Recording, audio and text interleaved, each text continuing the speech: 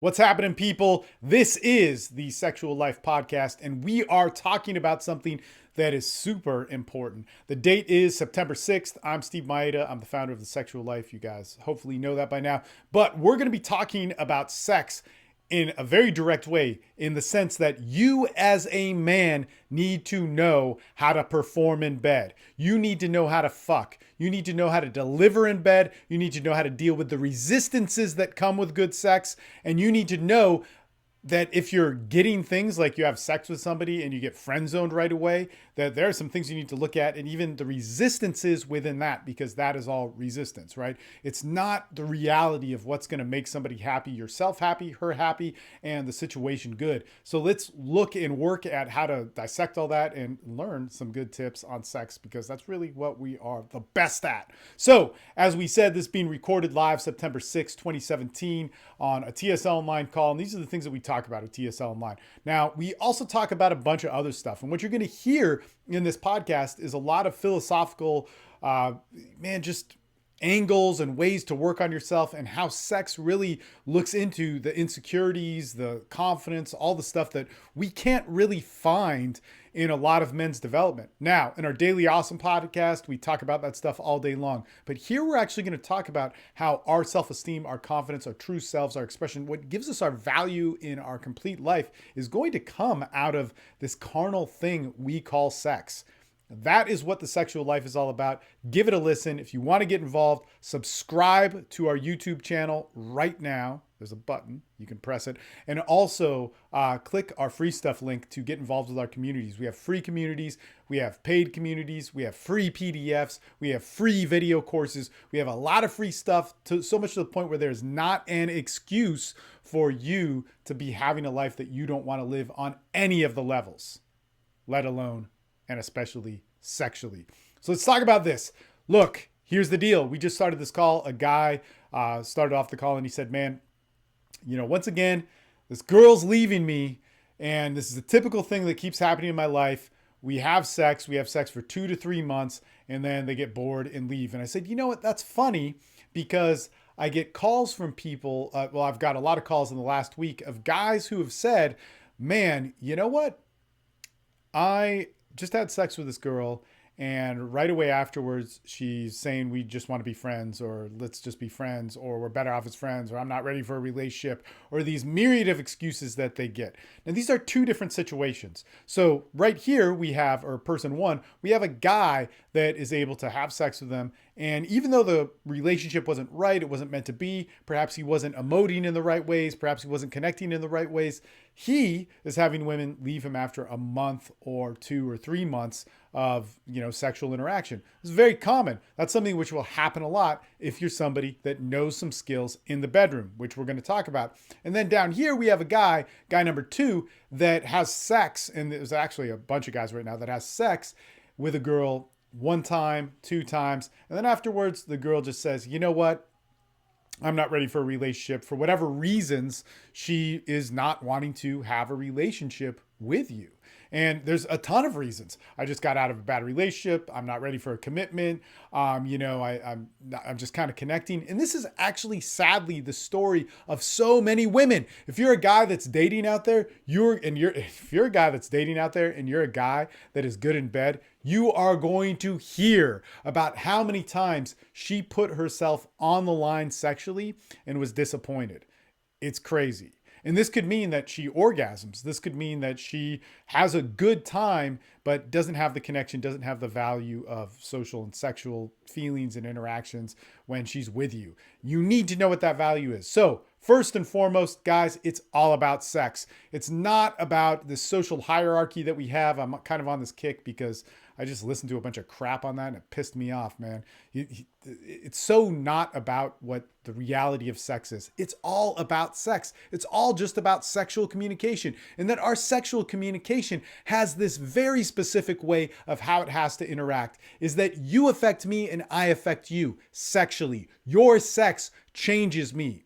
Your sex as a woman changes me as a man. Your sex as a man changes her as a woman. That has to happen. And so many people are having sex around this other idea. It's crazy because we all have the urge of sex, and that's not going anywhere. No matter how much you red pill it, MGTOW it, or whatever weird social constructs you get into define how you're going to have sex, you become a hardcore pickup artist. It's all about your sexual urge. Your sexual urge is not going to change. It is going to be there. It is going to be behind so much of what you do, no matter how much you ignore it. So if you have painful experiences or whatever, you got to learn to communicate with it.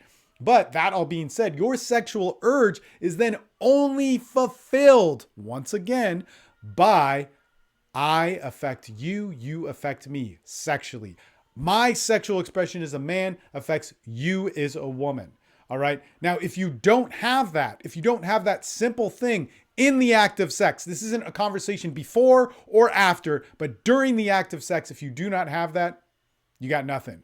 You are the guy that gets the call saying, you know what, you're a great guy and it was awesome. And, you know, sex was good. I mean, I came or I didn't come or you came or whatever the fuck it is, but it's just not feeling it. It has to be determined in bed, in the moment, that you affect her and she affects you. So there's a whole bunch of resources that we have on it.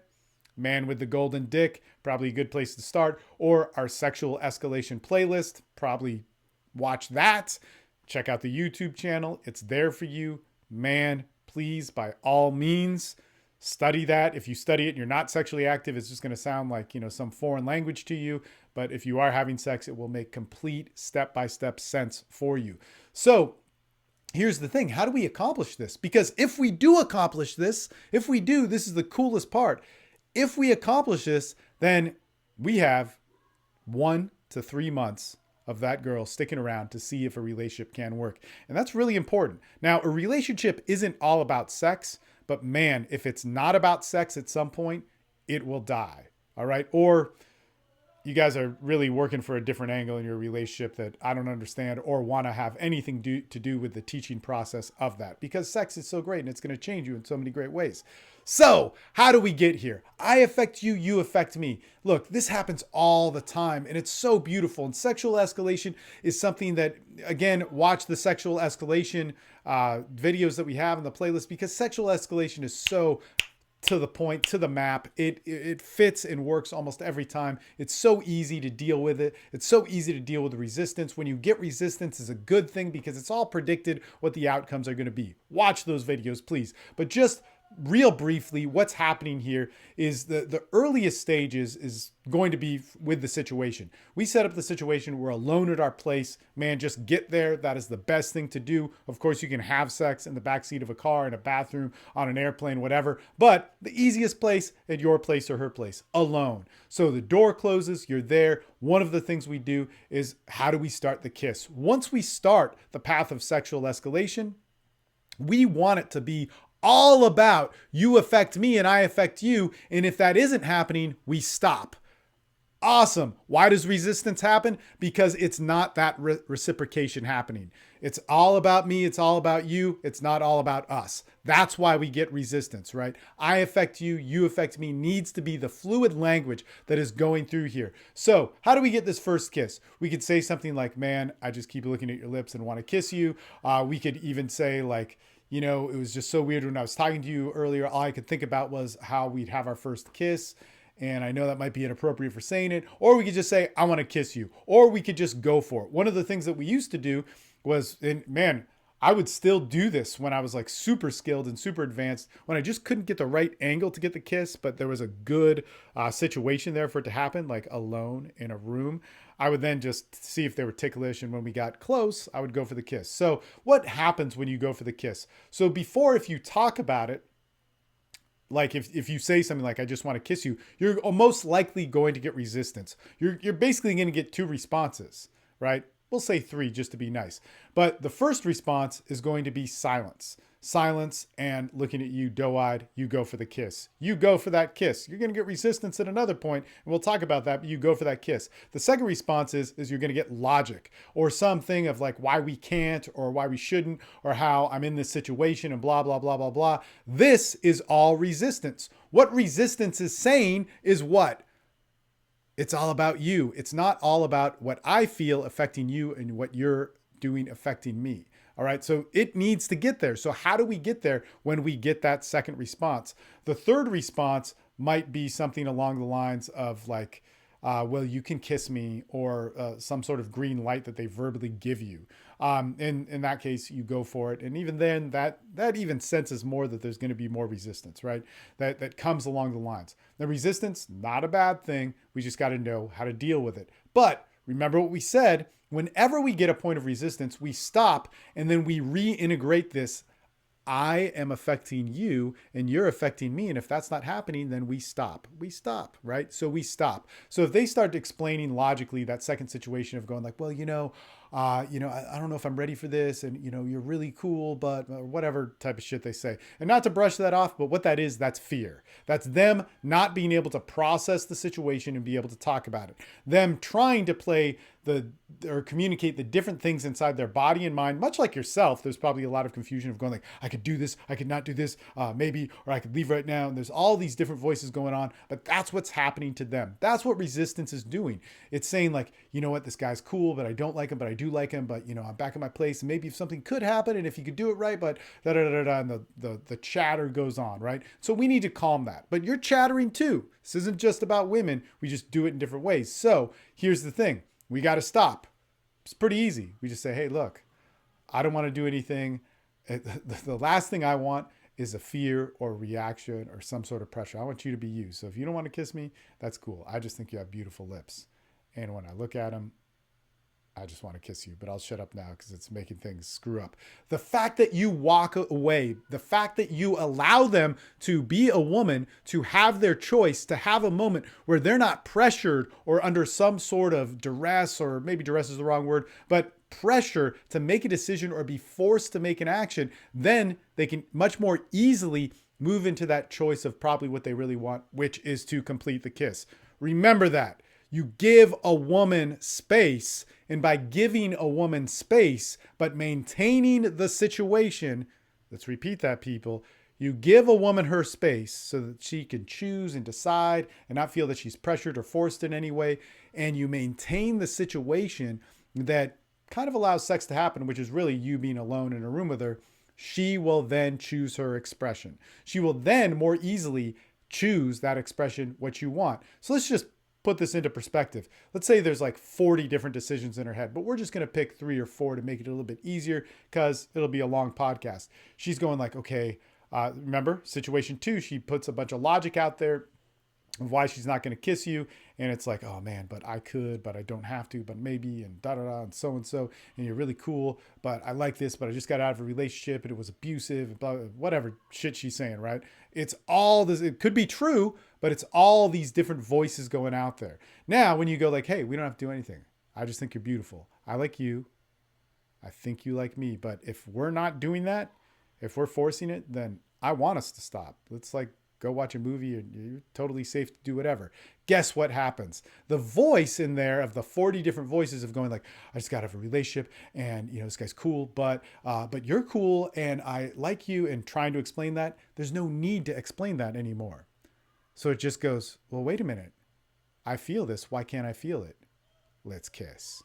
That's what happens. This will work like clockwork, okay? This will work so good unless you guys aren't qualified for each other and don't like each other, which you probably wouldn't be back at her place or your place if that were the situation. It's pretty easy to get the kiss. So remember that third situation of the girl that affirmatively said like, yes, well then kiss me. Well, guess what? She gave you too much of a green light, and you're probably going to get in any of those 3 situations where she's just silent, where she gives you some logic, or where she gives you the green light. You're most likely going to get some resistance when you're making out and you feel a little bit more than her. How this happens is just so easy to put on a map. And again, if you're not sexual, you're like writing all this stuff down, going like, okay, how can I learn this? But if you are somebody that's sexual, you know this. You make out with her, she goes, ah, and you go, ah, and then she goes, wait, stop. Okay, I don't do this, everybody. You probably think blah, blah, and goes on the list of all female resistance, right? Which is really the same across the board, right? It's something that happens just culturally in the dynamic of women and men in how we work in the world today. I don't think this is one of the, well, whatever. We'll talk about all that evolutionary, what's hardwired into us, mumbo jumbo on another podcast. But the thing is that in that moment, she's going to say things like, I don't do this with everybody. I have to call a friend. You probably think this about me. You barely even know me. All this sort of stuff. Again, the 40 different voices going on in our head, just like the 40 different voices that are going in our head of saying, let's fuck. No, wait, I want to fuck. Okay, I don't want to be a rapist, but I don't want to let this go. I'm going to take whatever I can get. I'm going to go, okay, blah, blah, blah. And so all those things, we want to speak with one voice, which is hopefully our expression. And that expression is to make sweet, passionate love or fuck the shit out of her or whatever it is, right? And hers is, I want to be taken by this man and be able to be myself sexually as a woman and give him, I'll put my sex on him and change him. That is it. That is the one thing. Remember, the one thing that is fueling us in sexuality. So that being said, what do? When I'm affecting you and you affecting me isn't happening, we stop and we say, we don't want this. Pretty simple, right? But when your brain is going nuts and her brain is going nuts in the opposite direction, it's easy to do that, right? So our brain is going nuts. We got to stop it. So she goes like this. We give her space so then she can come back and go, okay, let's keep going. So how do we keep going? Boom. It's like this. We just say, okay, we could stop. Like I said, we don't need to do anything. But look, I'll just stay. My pants will be on. Look, my pants aren't coming off unless you want them off. And let's not even get into that discussion. And she might be like, oh yeah, I know, but I think, and I read and da-da-da. And so we just, no. Look, just kiss me how you want to kiss me. Just do it. Just be you. So once again, her expression now is coming at me. Her expression of sexuality, which is one of the biggest fears of her being ignored, is coming at me. So once again, we have tons of videos on this whole process, but it's just to articulate in very pinpointing ways where we're getting to that dynamic of I affect you, you affect me. Here's where it gets good. All right. Let's say we jump to sex. Watch the other videos to get there, but it's pretty quick. It's basically like this. What it would be for me is I'd say like, kiss me how you want to kiss me, kiss my neck because I like that. I'd be, oh my God, Jesus Christ, fuck, look at my dick, look at this fucking cock. Even if it's not hard, it doesn't matter. That is yours. Do you want that? Do you want that fucking dick? Tell me you want the fucking cum in my balls. All of that is not saying you whore, you like dick, you like sperm all over you or whatever the fuck it is. What that is saying, and if you rewind it and backtrack it, is do you like this dick? Do you want to make it your dick? Do you want the cum in my balls? Do you want, that means your action is making something in me. These are very different. So it's not like, yeah, bitch, you like cum or you like cock. Girls might be responsive to that, but all of them won't. All girls will be responsive to, do you want to make this dick yours? Look at this fucking cock. Do you want to make it yours? Tell me this fucking dick is what you want. Tell me that you want that cum in my balls to be yours. Or even better, and man, I'll get girls who will tell me weeks later, that first time we hooked up when you said that, it was like I couldn't hold myself back. The money line is man, I can't even remember now. But see, I fucked that up. But the money line is do you want your cum? Do you want your cum out of my balls? When you say that, dude, it's like fucking insanity. That moment there, that pivot point of them stopping the kiss, me like chilling out and saying like, we don't have to do this, but kiss me how you want to kiss me, to kissing my neck for about 3 seconds and saying, look at this dick. Do you want this dick? Tell me you like this. Do you want the fucking cum in my balls? Do you want that to be yours? Do you want to get your cum? Oh, we're fucking.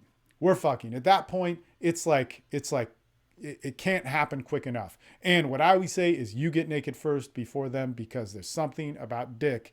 And if you actually want to talk about evolution, man, it's crazy. So, but anyway, dick in the human phyla is actually what they believe. I mean, this is a theory, but pretty good theory, because there's a lot of non-functional purposes for the dick being the way it is, but it's ornamentation. And it is something that absolutely, I know from experience, triggers women when they see it, when they see your dick, and especially when they see your dick hard, or they're given the opportunity to make your dick hard. It's amazing. It is a game changer. It is huge. It is unbelievable. It's one of the best things that you can do. They always say, when in doubt, pull it out. Now, a bunch of geeky pickup dudes can totally fuck that up in so many different ways. But in the beauty of actual sex, in the language of sex, giving a woman an opportunity to see your dick is doing a lot more for her than for you. But from there, you'll be fucking, okay? When you're fucking, how do you make fucking so much about them? Is it that you're fucking really hard? We have lots of videos about this. Again, if you're going to watch porn for fucking hard, Rocco and Nacho. Watch those two motherfuckers. There's a bunch of dudes. This is my buddy Eric Everhard. You can watch him, but, you know, I'm too good of friends with him. I don't like fucking watching them fuck people. But Rocco and Nacho are two goddamn talented people. But maybe you're not them, and you don't need to be them. You definitely don't need to be them. So there's two other people. If you want to take a more psychological paced game, then I would watch the Net Video Girls champion, who I've taught seminars with. Man, amazing guy, the California Pimp. If you watch his old stuff, it's better than the new stuff. I was actually offered the job to be the guy that was for the new stuff, but didn't take it. He actually talked me out of it. Or he played a bunch of different scenarios out of, like, you know, man, it's pretty crazy being a porn star. Here's some of the shit that happens when you're a porn star. And I was like, that's cool. So basically, but if you watch him actually doing it, the producer, it's awesome. And so much about this, and this is where a lot of push-pull came from in sexuality, or at least the way I teach it comes actually from him. Like I said, we did teach together for a little bit, but more importantly, one of the things about sex when he's doing it is saying, like, oh my God, that's so beautiful. It's so beautiful. Like how you do that. Oh God, this is, you know, it's so much about the beauty of it.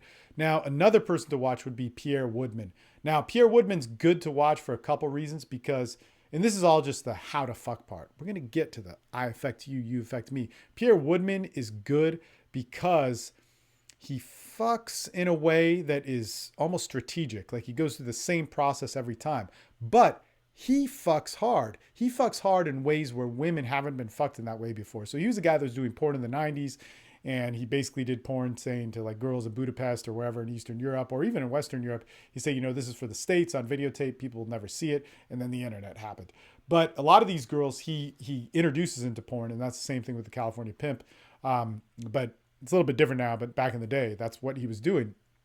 So the thing is when Pierre's doing it, he goes through this process of eating pussy, then oral sex, then, or she gives oral sex, then anal sex, and sex. And the sequence of vaginal sex is all in the same sort of process. So you get a good window there. But here's the thing, man, Pierre Woodman would be fucking these girls really hard. They'd be in pain. They'd be like, you know, it would not feel good, but it was on that threshold, that edge of things where it's like, oh my God, this is like rape and misogyny and terrible stuff.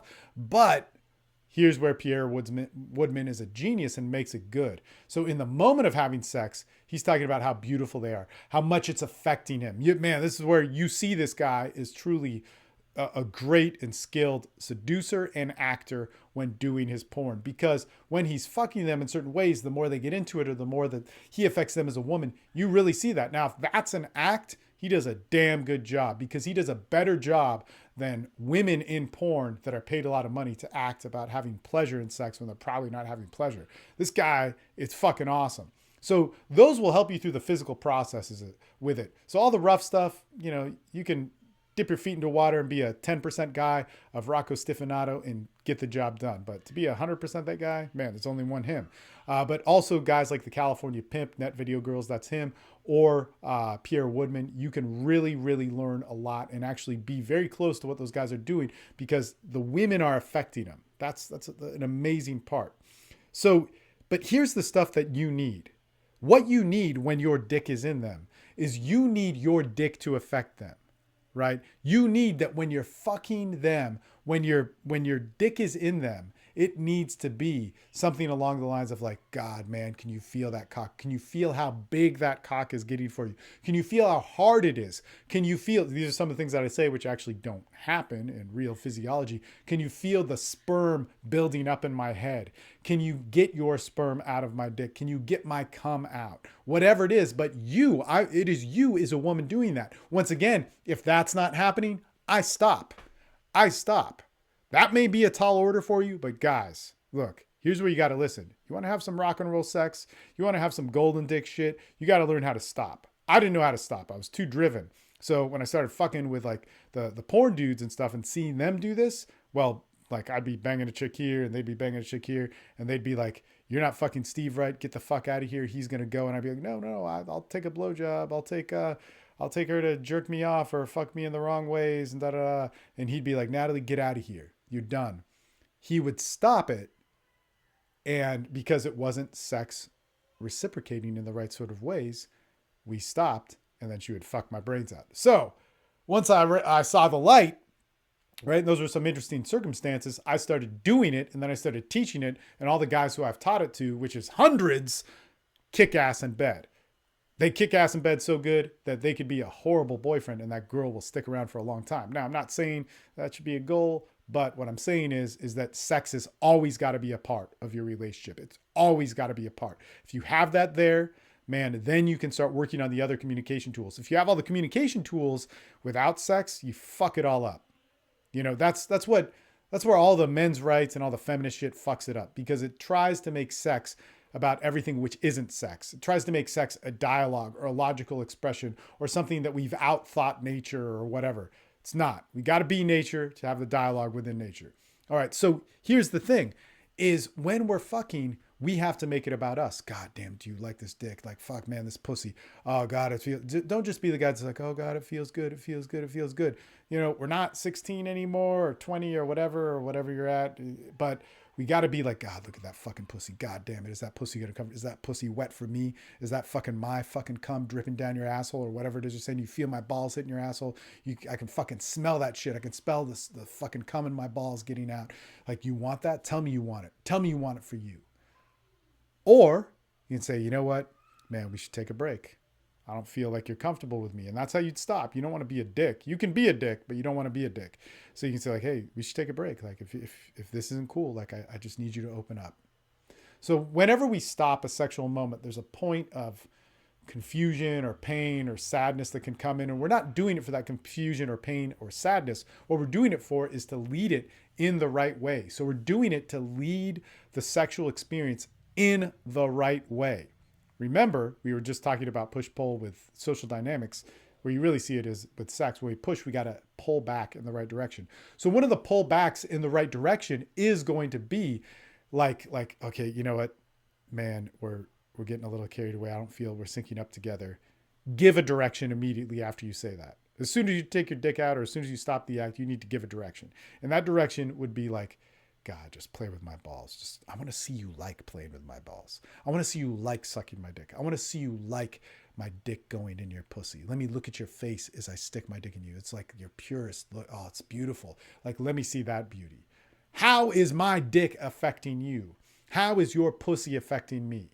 And man, this happens to me all the time. But I was fucking the other night. Now, we fuck a lot. We've been fucking for a long time, which is pretty good. 5 years of fucking and still having it going. But we were fucking and we were, man, it was like a lot of times I'll be lazy and my chick will do stuff to me and I get bored.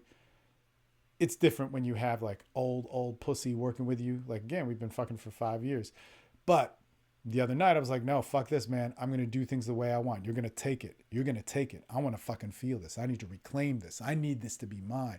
And so I'm fucking her. I'm fingering her. I'm getting her to orgasm in different ways. I'm doing the different things that I know how to do. I'm like, what other man knows how to do this shit, man? What other man's going to make you fucking squirt all over the place? What other man's going to fucking make you come out of your fucking ass? Like, tell me that. And so all this sort of stuff, I affect you, you affect me. And anyway, there's a lot that could go into this. But what happened in building up to that, in building up to all those things, is that we start to fuck harder. And she's like, I want you to come. No, I'm not going to fucking let you come. Like, this is about, or I'm not going to come right now. I'm not going to let you have that. This is about how, like, I want to get to a certain place. I need you to get up more. So I'm fucking. Finally, at some point, like, she gets so into it. And all of this is not to force somebody into a certain sex act or a certain mode of sexuality. But again, it's to stop it when we're not getting that sexuality and to allow her to be herself sexually. This is really it, man. This is how it works, people. We got to speak the language of sex. So we're banging. So not so that she's forced to get into a certain angle with me, but allowed the opportunity to get there. So I build her up with her orgasms, build her up with her pussy, build her up with her body, build her up so that she's into it. Man, watch Pierre Woodman shit. It's good. It's fucking awesome. Build her up, build her up, build her up. Start railing her harder, railing her. Fucking, oh God, man. Am I going to let my fucking seed go? Am I going to let this go? Do you want it? Do you want it? Is it for you or what? Oh my God, you own my pussy, Jesus Christ. Fucking say it louder. Tell me, look at me, look at me. I want to come with you. Look at me. I will only let myself come if you are looking at me in the way that you really feel how you are. Cool. It's done.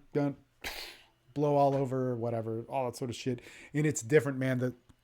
The level of orgasm that comes from that is bonding, is huge. Guess what? Guess what I just bought myself? One, I bought myself my true expression with my wife and what we feel, but I bought myself a few good goddamn weeks of some peace and quiet and some unity and all this sort of stuff.